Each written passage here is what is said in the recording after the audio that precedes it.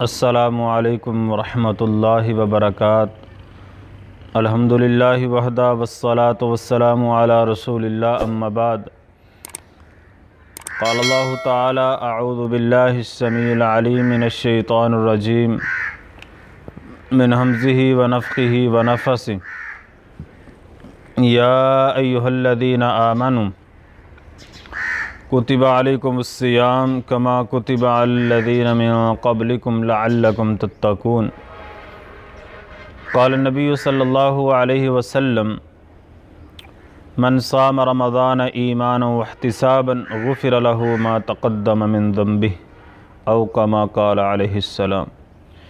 احباب گرامی قدر، اللہ کا مہمان، ماہ صیام، ماہ مقدس، ماہ غفران، رمضان المبارک کا مہینہ ہمارے پاس آیا، بڑی سعادت کی بات ہے، لیکن یہ بہت تیزی کے ساتھ ہم سے رخصت ہو رہا ہے، پہلا عشرہ ختم ہونے کے بالکل قریب ہیں۔ بڑے ہی خوش نصیب وہ لوگ ہیں جو اس رمضان مبارک کے مہینے میں دل جمی کے ساتھ، محبت کے ساتھ، پیار کے ساتھ اللہ کی رحمتوں کو، برکتوں کو، سعادتوں کو سمیٹ رہے ہیں۔ دن کا روزہ، رات کا قیام، قرآن مجید کی تلاوت، ذکر و اذکار، نیکی کی دعوت، نیکی کے کام، یہ ساری چیزیں سر انجام دے کے اللہ رب العالمین سے رحمت بخشش طلب کر رہے ہیں۔ لیکن اس کے برعکس وہ بندہ کتنا ہی بد نصیب، بدبخت ہے جس کی زندگی میں یہ ماہ مقدس، ماہ صیام، رمضان کا مہینہ آیا اور پھر اس کی قدر کر کے، احترام کر کے، روزے رکھ کے، قیام کر کے، قرآن مجید کی تلاوت کر کے اپنے رب سے اپنے گناہوں سے بخشش نہ مانگ سکا، کیونکہ یہ رحمتوں والا، برکتوں والا، سعادتوں والا ماہ مقدس، ماہ صیام، ماہ غفران ہے۔ اس قدر رحمتوں والا، برکتوں والا، سعادتوں والا اللہ کا یہ مہمان ہے۔ نبی پاک صلی اللہ علیہ وسلم نے فرمایا اذا دخل رمضان، جب رمضان کا مہینہ شروع ہوتا ہے، رمضان کا چاند نظر آتا ہے، اللہ اکبر، فتحت ابواب الرحمہ، فتحت ابواب الجنہ، فتحت ابواب السماء۔ اللہ رب العالمین جنت کے دروازوں کو کھول دیتے ہیں، رحمت کے دروازوں کو اوپن کر دیتے ہیں، آسمانوں کے دروازے کھول دیتے ہیں۔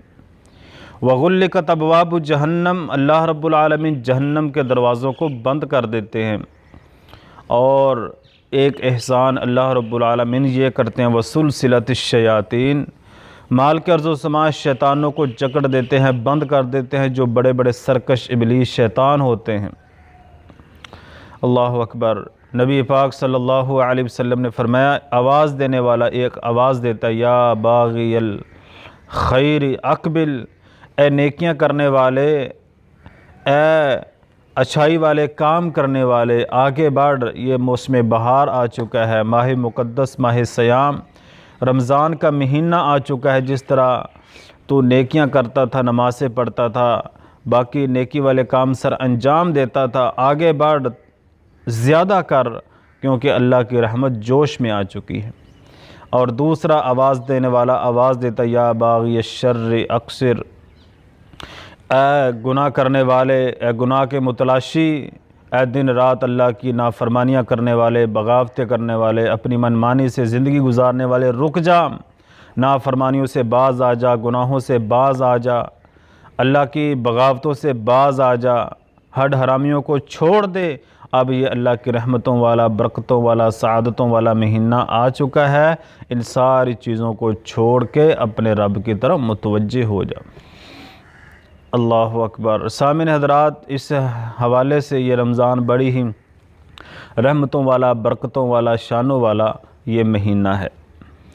اور نبی علیہ الصلوۃ نے فرمایا من صام رمضان ایمانا واحتسابا غفر له ما تقدم من ذنبہ، جس نے ایمان اور احتساب کے ساتھ، ایمان کو پختہ کرتے ہوئے، اپنا احتساب وقتاً فوقتاً کرتے ہوئے رمضان کا مہینہ گزارا، رمضان کے مہینے میں روزے رکھے، قیام کیا، قرآن مجید کی تلاوت کی، ذکر و اذکار کیے، اپنے رب سے زیادہ توبہ کی، استغفار کرتا رہا، اللہ اکبر، مال کی عرض و سماع اس بندے کے اگلے پچھلے سارے گناہوں کو معاف فرما دیتے۔ نبی علیہ الصلوۃ نے فرمایا غفر لہ ما تقدم من ذنبہ، اس کے اگلے پچھلے اللہ رب العالمین سارے گناہوں کو معاف کر دیتے ہیں۔ اور یہ رمضان شہر القرآن بھی ہے، قرآن کا مہینہ بھی ہے۔ رمضان المبارک کے مہینے میں جتنے بھی پہلے انبیاء آئے ان پر جو کتابیں نازل ہوئی، صحیفے نازل ہوئے، وہ سارے کے سارے اس رمضان مبارک میں نازل ہوئے۔ شہر القرآن جو آخری کتاب آخری پیغمبر پر نازل ہوئی، قرآن مجید، یہ بھی رمضان المبارک کے مقدس مہینے میں نازل ہوئی۔ جس طرح رمضان کا قرآن کے ساتھ بہت زیادہ گہرا تعلق ہے۔ نبی پاک صلی اللہ علیہ وسلم نے فرمایا قیامت والے دن یہ قرآن اور یہ رمضان بندے کی سفارش کرے گا۔ جس نے دن کا روزہ رکھا، بھوک پیاس برداشت کی، قیامت والے دن روزہ بندے کے سامنے آئے گا، اللہ سے سفارش کرے گا، اللہ سے التجا کرے گا، اللہ دن بھر اس کو میں نے کھانے پینے سے روکا رکھا، ہر چیز کی طاقت رکھتا تھا، پانی پی سکتا تھا، کھانا کھا سکتا تھا، فروٹ کھا سکتا تھا، طرح طرح کے کھانے کھا سکتا تھا، لیکن میں نے ساری چیزوں سے اسے روکا رکھا۔ اللہ تیرے ہاں میں اس کی سفارش کرتا ہوں، اللہ میری سفارش قبول فرما۔ اللہ سفارش قبول کر کے اس کو جنت میں داخل فرما دیں گے۔ اور یہ قرآن جس کو ہم پڑھتے ہیں، تلاوت کرتے ہیں، ترجمے کے ساتھ پڑھتے ہیں، مفاہیم کو سمجھتے ہیں، تفسیر کو سمجھتے ہیں، اللہ کا پیغام کیا ہے سمجھتے ہیں، عمل کرنے کی کوشش کرتے ہیں، یہ قرآن بندے کی سفارش کرے گا، اللہ کے سامنے آئے گا، اللہ رات بار اس کو میں نے سونے نہیں دیا، یہ قیام میں پڑھتا رہا، یہ اٹھتا بیٹھتا پڑھتا رہا، میرے تقدس کا بڑا خیال کیا، اللہ اس کے حق میں تیرے ہاں میں سفارش کرتا ہوں، میری سفارش قبول فرما۔ اللہ سفارش قبول کر کے اس بندے کو جنت میں داخل کر دے۔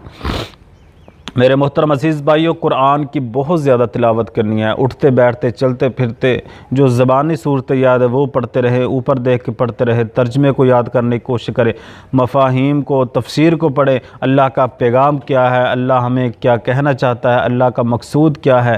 میرے محترم عزیز بھائیو، جب ہم اپنے قرآن کو اوڑھنا بچھونا بنا لیں گے تو قیامت والے دن یہ قرآن ضرور سفارش کرے گا۔ رمضان ہمیں اس انداز سے گزارنا چاہیے کہ ہمارے اوپر 11 مہینے یہ رمضان کے اثرات نظر آنے چاہیے۔ جس طرح رمضان میں ہم بڑے ہی شوق کے ساتھ، محبت کے ساتھ مسجد میں جاتے ہیں، سر پہ ٹوپی رکھ لیتے ہیں، ہر دفعہ اللہ اللہ استغفار کرتے رہتے ہیں، نمازوں کی پابندی کرتے ہیں، ذکر و اذکار کی پابندی کرتے ہیں، قرآن کو زیادہ پڑھنا شروع کر دیتے ہیں، برائیوں سے بندہ رکنے کی کوشش کرتا ہے، کہیں مجھ سے غلطی نہ ہو جائے، میرے سے خطا نہ ہو جائے، ہم اپنے ہاتھوں پر کنٹرول کرتے ہیں، اپنی زبان پر کنٹرول کرتے ہیں، اپنے کانوں